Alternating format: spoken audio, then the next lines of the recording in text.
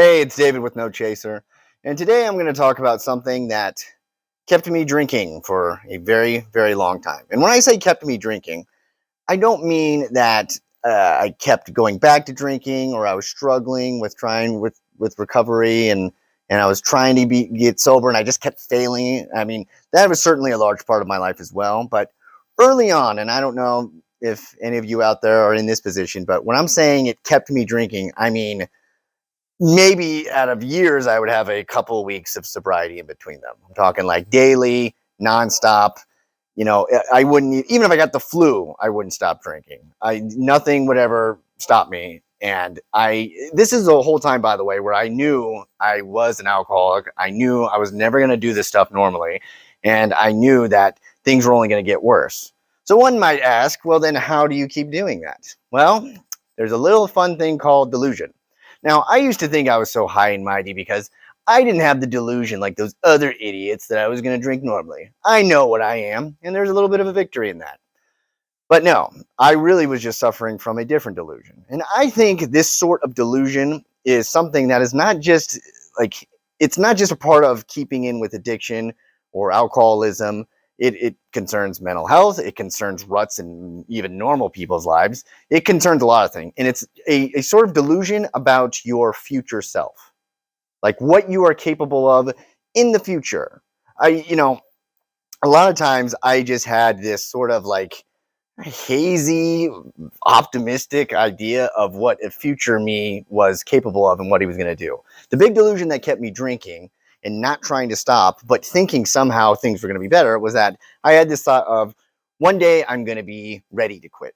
One day I will be able to stop drinking. One day I'm going to be in some position in my life where I'll have garnered some sense of momentum and I'll be able to stop. There is a David in the future out there that is going to be ready to quit drinking. That David, despite the fact that days and months and years would go by without that David ever appearing, I somehow still believed that he was going to show up and take stuff over and we'd be under new management and this mythical David that was out there was going to turn stuff around. And I say that I think this happens in a lot of other respects with other people, is that you have a sort of an idea of just this future you, that just you years down the road is a completely different person than from who you are now. I even thought the same thing with a sense of like jobs, where I was just like, I was working a job I hated and I would thought, I hate this job, but like, I'm not going to keep doing this. I'm going to do something else. I'm going to go back to school and I'm going to change my life around. And it would be like, okay, well, what are you doing today? What are you even doing tonight to make that happen? Well, I'm not doing anything tonight. I'm not going to sign up for school or look into things. Like, just right now, I'm kind of in a rut, or I'm just trying to pay the bills, man. I'm living check to check. So, I'll just in the future. That was kind of just the perfect like physical metaphor for this future delusion, is just me going, yeah, down the road. Just down the road, there's going to be a me that's going to do that. And the problem is that I would just be, without ever doing something in the day, in the present, to make that future possible, it was just going to be more of the present. More days and months and years where the same situation would occur. It's almost this weird sense of like, if I'm not going to do it today, I'm not going to do it in 5 years. And it will, the only difference between me now and me in the future is just days that have passed. Just maybe some more gray hairs, some achier bones, physical things, but circumstances won't change. And this was especially crushing with addiction and drinking. I just thought that there was just this amorphous thing of like, in the future, there's going to be a me that's going to like fully get this stuff together and is going to be just not only like willing to quit, but ready to quit and able to quit. And I just was thinking like, just future David has all these attributes that I don't currently have or have never shown. One of the biggest realizations that was incredibly difficult, but would be useful because I would at least be living in reality, is that there was a time where I had relapsed. And this is like not just about this relapse. This was more the accumulation of just years of just getting sober for some time, relapsing and doing the same cycle over and over again, restarting my life, retrying over. And I was about to like give up. And I remember I just kind of like, looked in the mirror and I just thought, dude, what's terrifying? I think the only person that's going to get us out of this is you. And I imagine the mirror reflection of me was just like, oh, we're fucked then. And I believed that for a while because I could not grasp, when I say that I couldn't imagine myself pulling myself out of this, I'm not thinking in a sense that like, oh, other people are going to do it for me, or I'm going to take this miracle drug, or I'm going to do this other thing, or there's some mentor is going to come into my life like Mr. Miyagi and just show me the ways that I've never known before.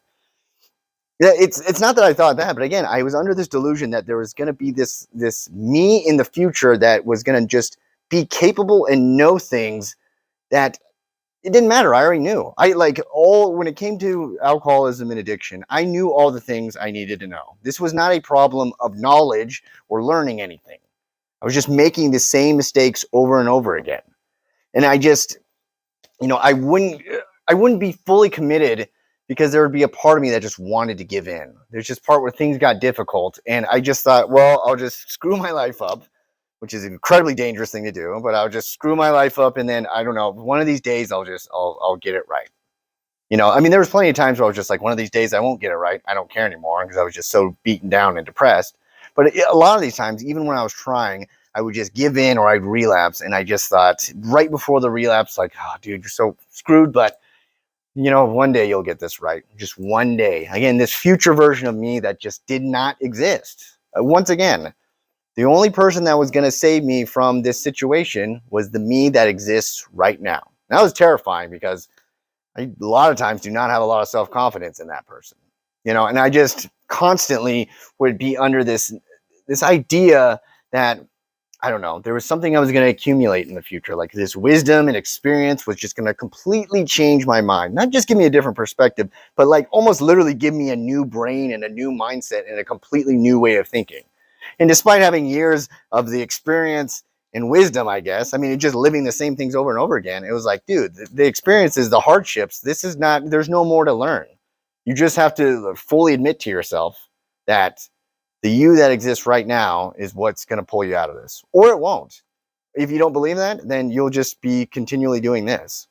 I was stuck in that for a while as well too, but a lot of times it was honestly just this thought of, I don't know, I'll get this right one day. And I go back to that example about me just, not doing anything to change my circumstances as far as my career hopes. Now, this is back in a time where I'm like, I can't even go a day sober. So, it wasn't drastic, but I've seen other people stuck in this same sort of conundrum where it's a very harsh kind of reality.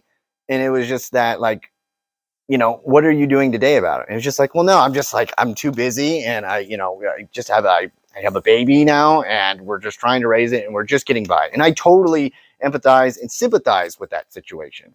And that's the thing. I'm not saying this is what you have to do. I'm just saying it's a harsh reality that, well, if you want something to drastically change in your life, you'll have to do something today, because the baby is just going to grow into a bigger baby and then a toddler and a kid, and we'll still need the supervision. And you'll probably have another one and you'll just be still at the same job. And school is not just going to magically get cheaper. In fact, it's quite the obvious. And you're not just going to just get some scholarship out of nowhere, where you're just working at the car shop and then underneath the hood, you find like a $50,000 scholarship. And again, I say this stuff flippantly, but these are the same things I told myself where I'm just like, something isn't just going to appear. There's not this lottery ticket that's just waiting for you a couple years down the road. There's nothing that's going to make any of what doing right now. Like, obviously this excludes if you're in some particular hardship, if you're in some sort of like health situation or like a really bad legal troubles or just some extracurricular thing going on. Obviously I'm not talking about that, but what I'm talking about is just if you're in this kind of slog or rut in life, whether it be addiction and whether it be mental health problems, it's like I said, I don't want this to come across as like drill sergeant-y or just like, pointing the finger. There's a reason, again, why I call it a harsh reality, because it's something that's really hard to stomach and accept. But for the most part, this future you're imagining where you're just going to know these things and have these capabilities, the future you is just the present you plus days and times and what you do in between that. Now, that may sound like stupidly self-obvious, but the real thing is what you do in between that. And if you can't even start doing that, then it will just be the same. And I'll, because I focus a lot on addiction, alcoholism, I'll really hone in on that, is that the only thing that can maybe get you out of this rut, the only thing waiting for you in the future, if you don't make any sort of like strong change, It's just harsher consequences. And don't get me wrong, harsher consequences can certainly, like, they can jumpstart, maybe a more willingness. But the real question is like, do you want it to come to that level? And for a lot of people, and this is just my experience, a lot of people, they kind of need that. I wish it wasn't the truth, but they kind of need that. Yours truly, by the way, too. I mean, I would love to say that, no, there's reality where that doesn't occur, but I don't know. It seems to happen a lot. So if you just imagine that there's going to be a future version of yourself that is just fully capable and ready to do this stuff, that might not be true. And you know what? You can't change your entire life in one day, unless usually, I mean, you can for bad reasons. But you could just do one little thing today that is just something to build on an incremental change. And, the biggest thing for people that want to stop drinking and using drugs, and again, this goes to yours truly, is that I just got to do one thing. I would try to have like an open buffet of things I can choose from. I have to do one thing. And if I just don't do it one day and I start slipping and I think I'll just coast, that's a recipe for disaster. And I know that because I've baked that pie plenty of times. Anyway, this was kind of a more rambling segment. Hope you enjoyed it. Hope you got something out of it. Like, share, do the stuff, blah, blah, blah, blah. Have a nice day and be well.